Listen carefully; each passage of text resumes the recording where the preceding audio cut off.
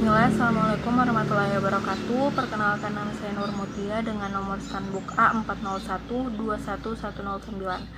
Saya dari Fakultas Keguruan dan Ilmu Pendidikan, Program Studi Pendidikan Guru Sekolah Dasar. Pengertian gaya. Gaya merupakan tarikan atau dorongan yang dapat menyebabkan benda berpindah tempat atau bergerak, sedangkan energi adalah sesuatu yang dibutuhkan oleh benda agar benda dapat melakukan usaha. Dalam kenyataannya, setiap dilakukan usaha selalu ada perubahan. Contohnya seperti kursi yang diam bisa bergerak setelah didorong. Cahaya dan sifatnya. Cahaya adalah energi berbentuk gelombang elektromagnetik yang kasat mata dan panjang gelombang sekitar 380 sampai 750 mm. Pada bidang fisika, cahaya adalah radiasi elektromagnetik baik dengan gelombang kasat mata maupun yang tidak. Salah satu contohnya yaitu cahaya dapat menembus benda bening. Seperti pensil terlihat patah saat dimasukkan ke dalam gelas bening berisi air jernih, dan ikan dalam akuarium terlihat lebih besar. Tata surya. Tata surya merupakan kumpulan benda langit yang terdiri atas matahari dan semua objek yang berputar mengelilinginya, termasuk 8 buah planet yang sudah diketahui orbit berbentuk elips, dan matahari sebagai pusat dari tata surya itu sendiri. Pesawat sederhana merupakan peralatan yang melakukan usaha hanya dengan satu gerakan. Penggunaan pesawat sederhana dimaksudkan agar memudahkan pekerjaan kita. Besar keuntungan yang diperoleh dari penggunaan pesawat sederhana dinamakan keuntungan mekanis. Pengungkit merupakan salah satu jenis pesawat sederhana yang paling banyak digunakan dalam kehidupan sehari-hari.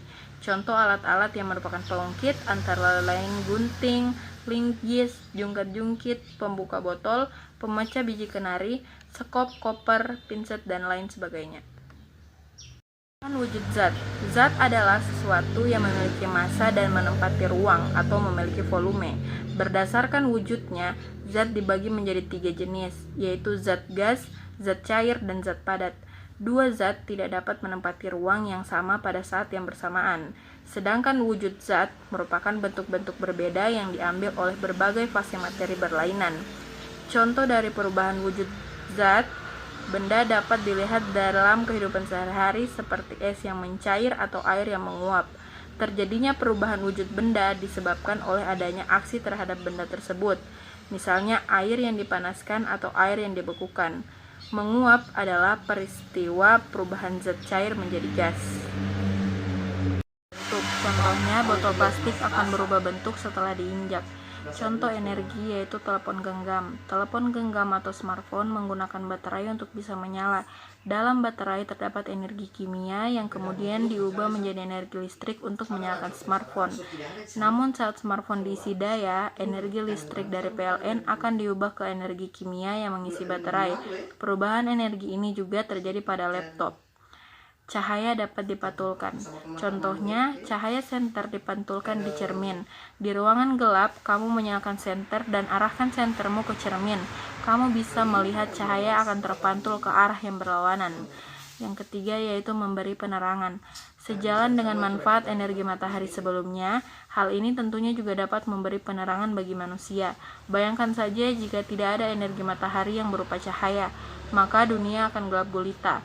Kemudian seluruh umat manusia tidak akan mampu melihat apapun yang ada di lingkungan sekitarnya.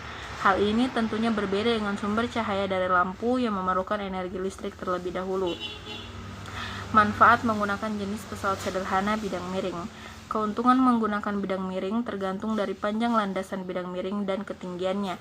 Semakin kecil sudut kemiringan suatu bidang, maka semakin besar keuntungan mekanisnya, atau semakin kecil gaya kuasa yang harus dikerjakan.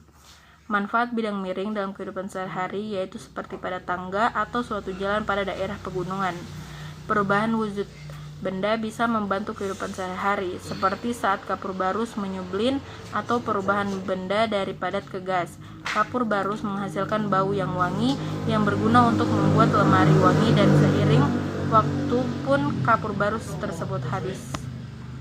Pelajaran konsep dasar sains jika diterapkan di sekolah dasar, yaitu penerapan gaya dan energi. Saat mendorong meja, pasti kita menggunakan gaya. Saat menyalakan lampu, kita membutuhkan energi. Contoh penerapan sifat-sifat cahaya, yaitu cahaya merambat lurus. lampu kendaraan seperti pada motor dan mobil. Saat lampu dinyalakan, arah cahayanya akan merambat lurus. Ketiga yaitu penerapan sistem tata surya. Saya akan membuat media pembelajaran mengenai sistem tata surya agar mereka bisa tertarik. Penerapan pesawat sederhana.